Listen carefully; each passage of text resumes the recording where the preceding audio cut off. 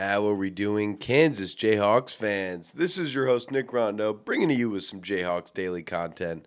First off, I want to thank you guys so much for continuing to tune in. If you have not already subscribed and you like college basketball content, you enjoy Kansas college basketball content, hit that subscribe button down below to the Jayhawks Daily channel. We've got it on Apple Podcasts, Spotify, YouTube, wherever you enjoy watching or listening to your content. Please give us a little subscribe. And if you have already, welcome back. Today we're talking about Melvin Council's hearing being set officially. We will have an end to that saga by that date. We've got Bill Self speaking on his future in coaching, a little bit about what it was like going into the decision to continue, obviously, and then how it was like to coach two teams and will we potentially be seeing that again this year? And then obviously, what are we feeling about this offseason? How are we feeling based on the lawsuits coming out, based on our decisions to select certain players? A whole lot going into it. So stick around to hear about everything. But first off, we are starting with Melvin Council's hearing was set for September 4th. There will be an end to this. Not sure how it's going to play out, but we know there's going to be an end. So Judge Mark Simpson is going to be hearing Melvin Council's case, I think via Zoom officially on September 4th. There's just so much that goes on with this. This is not an easy task by any means to decide, does this player deserve an extra year?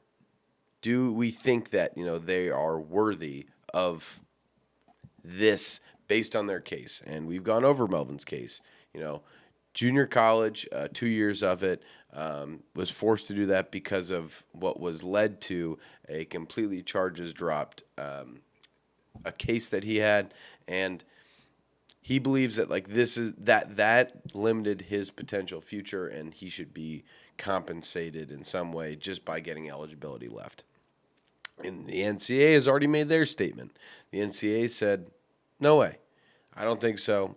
Don't believe you deserve it. But we also know the NCAA is trying to stand for a heck of a lot more than that after the judge with their class action suit passed in Colorado saying that they should all get them. All the 4-and-4 players should be 5-and-5 players now who just graduated. So there's a whole lot that goes into it.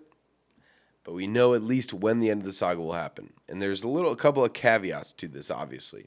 Now, Melvin, in his case, also made it very clear he has full intention to play for Kansas. So, he technically has maneuverability because he entered the transfer portal when he thought he could. So, he entered it, and now he's got his case. But he made it very clear that he wants to play for Kansas. This is support. This is relatively big because it's the same thing that happens with all of these cases. They occur in the state. They occur in the state in Kansas.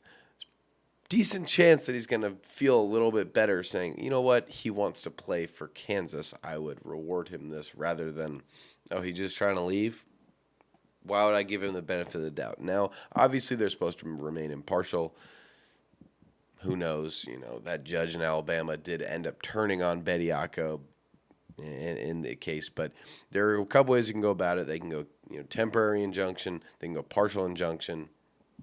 They can just completely do nothing. So all we know is September 4th, we will have an end to the Melvin Council saga. We will know, will he be allowed to play some more college ball for Kansas? And I wonder if we'll still have 2 spots available by that time. I assume we'll still have 1. But you can't always assume. But he's a great player. He would help tremendously. And I don't mind if we were to get Melvin Council and Trey back. I wouldn't mind it.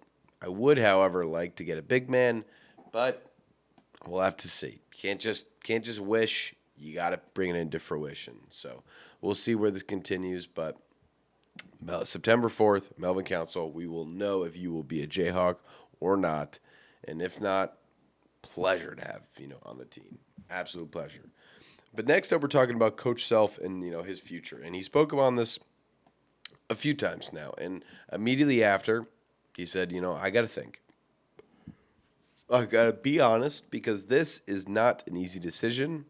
And, I got to know if I can still coach next year. Now, he even comes back to say now that he doesn't believe that he should have said that. Those are the wrong words, and that Coach Self actually just meant to say, like, I love coaching. I always want to continue coaching. My love for the coaching is not coaching fatigue. What it is am I healthy enough? Like, am I healthy enough to go through a season? Because he doesn't want to die on the sidelines. He, wants to live with his family. He wants to have another chapter in his book. And that's only fair, I believe. And, because of that, he was like, I'm not going to say upset is the word, but he's just disappointed that people doubted him, that he didn't want to coach anymore, that he wasn't, the coach we always knew and loved.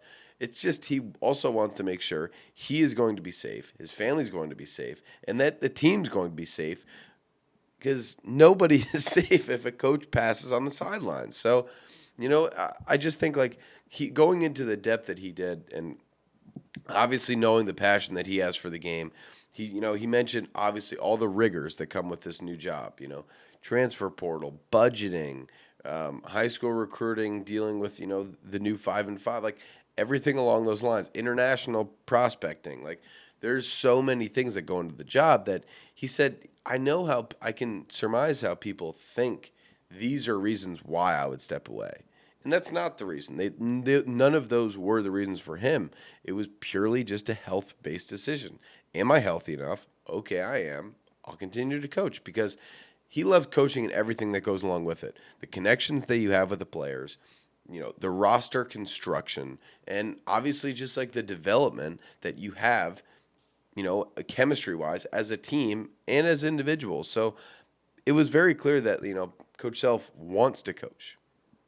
Abundantly clear, and I think we all could have believed that. It's just some things can be twisted in the media, and also some things can be interpreted. And how can it not be interpreted when each year you've got your coach thinking, should I retire, should I not retire? How much do you really love the game then?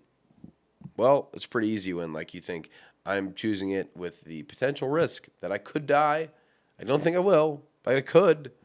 I love this game too much. So, yeah, we know Coach Self loves the game, and I just hope that he loves this group. And it seems like he is. He's speaking very highly of everyone, obviously very excited for the very high expectations of some of these freshmen, and Tyron Stokes and Taylor Kinney, but we just got to see. We've got to see what's on the docket. Are these guys going to gel together? Is Coach Self going to get the most out of these players? I'm excited for it all. There's so many questions to be answered, but the one that we don't need to answer, it's Coach Self's love for the game and that he's running it back. And this is also not guaranteed like the final hurrah. Things go well, things don't go well. As long as Coach Self's healthy, we should be seeing him more and more and more. So, sorry, Javon Bardwell. Maybe you can get him next year when you clearly will have to be playing your sophomore year unless you have one of the greatest seasons ever to somehow climb up the draft prospects. So, you can always come back. No worries. We'll take you. We're not worried. But third off, we're going to talk about the two teams that he was coaching, because it was another huge topic of conversation, and I think there's maybe a slight window into this year. It's valid 100%. So first off is, coaching with and without the best player. It's obviously not easy, and we know we're talking about the one and only Darren Peterson, who some people are saying, held us hostage at times. I think those words are a little crazy, but it was not easy to decide, this is how we're going to have to play with him. This is how we're going to decide. This is how we decide to play without him. And when are we going to have you? Well, we don't even know sometimes until the day of or the day before. So it's never easy, but, Coach Self obviously is getting somewhat, into detail about it. If they had fallen the right way, if we had this team the whole way around, he was like, there's no way that we're, just getting to the round of 32. We are going further. But it's just difficult. You couldn't judge it. We didn't gel well enough. And also, one of the biggest things that he was saying, even during the season, is when Darren was playing, he's like, we just have not hit our ceiling yet. Like that's the thing. It's like with these championship teams that you run, you sometimes like you just don't you run into a lack of reaching your potential. The season's not long enough. You didn't have enough time to gel. When you see the championship ones, they are swimming up there with that chemistry. They are dominating. Look at 22. Everyone had each other's back. They were more than just a team. How they were playing clearly represented how they felt for each other. So obviously with Darren last year, it wasn't easy. I think we can all agree with that. It created a lot of obstacles, and it also created a pretty difficult time to, game plan around. Not to mention how the players feel. Obviously, they're not going to speak about it. Like, he's still their guy. He's their friend. Like, they appreciate him. They knew a lot going into it, but they can just be as frustrated as, like, this is a year I chose to play at Kansas, and it hinged upon you, man, and you weren't there for us sometimes. So, yeah, in some of the big games, like when they would win without him, like another thing Coach Self was talking about is like how you're feeling about these, how you're celebrating them, but just like how you can feel about the team. And like when you get a big win without him, feels great. But you also think, gosh, what would we have done with him? And more than that, like now does he feel left out? Does this feel like a disconnect between him and the team? So it's just it was never easy. Obviously, like we knew this, it was difficult to support as a fan. Like you could see where our shortcomings would come from, and getting the news, the day of or 10 minutes before the game, whatever it was, that Darren Peterson's not playing, it just sucked. It just sucked because you just wanted to see what this team's full potential was.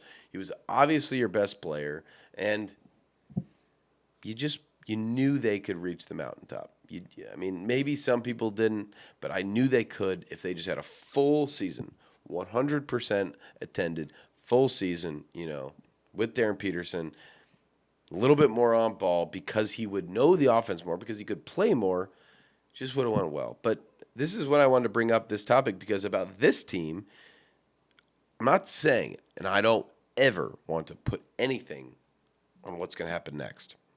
But it's difficult not to think that, like, a guy like Tyron Stokes, who's a fantastic player, obviously unbelievable talent, and, should be another top pick in the draft. We're lucky to get back-to-back guys like that. My question is, he's got that diva personality. He is definitely, I'm not going to say attention-seeking, but he is in the media.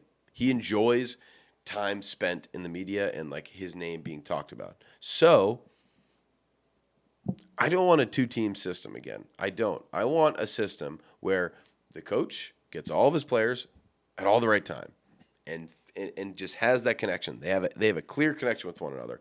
I don't want players to be thinking about, their future more than their future with Kansas in that season. And to this point, nothing to complain about, because speaking from Talon Kinney and Tyron Stokes, both have said, we care about championships this year. We care about a national championship. That's what we want to do. And we want to do, obviously, like, we want to succeed at the NBA. So we obviously want to get drafted high. That's obvious. But they said time and time again, they care about the team's success. Obviously, they're not going to completely jeopardize their future for the team's success, but that's something that they've, kind of gone over. Is it something that Darren Peterson said? Absolutely. But after his incident with creatine and dehydration and cramps, he didn't say anything. So if these guys start going a little radio silent, we'll know something's up. If they keep saying the same thing, we want to win, we want to win, we want to win, then we'll be good. But you just never know. You never know, and I definitely don't want to continue to see this, because it's definitely killing Coach Self to have to do that, and it's killing us as fans to have to root for not the full team. Some even rooting against the best player. Can't go that far. But finally up, last thing I wanted to talk about is just how we're feeling about this offseason then. Because, we're kind of rounding things out, but there's just so much that's happened, obviously. You've got the international prospect, ruling that the NCAA leveled out with, limiting the number of players that could come. You're talking about the 5-5 ruling that occurred from the NCAA that excluded those seniors. Then months later, you're talking about them being included back in, and you're just in general talking about, KU getting the rest of their players, grabbing, whatever they had left. So what do we feel about it? I'd love to hear from you guys. Absolutely. But in my terms, I feel pretty good. I felt pretty good after we got all of our players. Each one, I could talk myself into it and be like, he fits, he doesn't fit. No, they fit. And also beyond that, there's good talent level there. There's a good base that you can work on as a team and also see his development. But like there's a piece that fits. And then you develop into obviously like the storylines that go on. And we did not have a banner year for our transfer portal. We didn't. These names are not killing it. They're not top 20 names. We're relying on a big freshman class. But then you've got obviously the prospect hearing, and then you've got the international hearing. Then you've got, the 5-and-5 hearing. And we're hearing we've got very solid players to be added rather than some of the guys I was looking at a month ago. I like Yusuf Sangare. I think you guys are probably getting sick of me saying this, but I think he'd be a great insurance policy backup center. He'd be safe, he'd be understanding, and he could fit. However, doesn't look like it's going to happen because now we're going to get real contributors at the back end of the bench. We're going to get 14 and 15. If we get Trey White, we get Melvin Council, hypothetically. How are we not going to be playing 10 players? I don't know how you can not play them. Are we going to, everything I've been hearing about Luke Barnett, he's going to be a contributor this year. He is shooting the lights out of the ball. So how could he not play? Davion Adkins, I'm hearing such great things from all the coaches, not just Coach Self. Like, hey, his development and, how much better he is than they even thought when he was going to show up. How could he not play? Cole Rosario is a returner. Paul Mbia is a returner. We only have a few centers, Dennis Parker Jr. put up 50 last year. Leroy is apparently the best potential volume shooter that Coach Self's seen in years. So I don't see how we cannot be excited. And then obviously the freshmen and Tyron Stokes and Taylor Kinney, I mean, they're top 20 recruits and one of them's number 1. How can you not be excited? So with everything that has continued to go on, this offseason just keeps going up. It may have started a little bit lower on the rungs. Maybe I was feeling like a B offseason, maybe a B plus, depending on the fact we did land Stokes. That was offseason as well. But we just keep getting better options because of obviously the NCAA. So everyone is level playing field with that. But you've got the Hurleys of the world. How could people do this? This is a mockery to the sport. Dude, you've got a $30 million roster. So yeah. I understand how you don't need to add on the back end. We, on the other hand, have a 15. So we're just making it 16 or 17. There's already so much going on. I do get how it can be annoying. It can be frustrating. All of that. But off-season wise, this keeps going up. A minus. If we land Trey White and hypothetically Melvin or a big, A minus, easy. Don't want to give it the full A. Couple of names out there. We left a little meat on the bone, in my opinion, but great players that could easily grow in. Ceiling's an A plus, obviously, but you just don't know. There's so much out there that we don't know with these players. They just played at a little bit lower level schools, but if they fit the Bill Self way, there's nothing that can go wrong. If they fit the Bill Self way, we're happy about it. We're excited. So. Not positive about it, but let me know in the comment section what you guys think about this offseason. Let me also know in the comment section what you guys think. Does Melvin have a good chance? Are we excited to potentially get Melvin back? And obviously this being over. Bill Self on his future. Did you doubt him, thinking his coaching, or was it health? And obviously the concept of coaching 2 teams without your best player.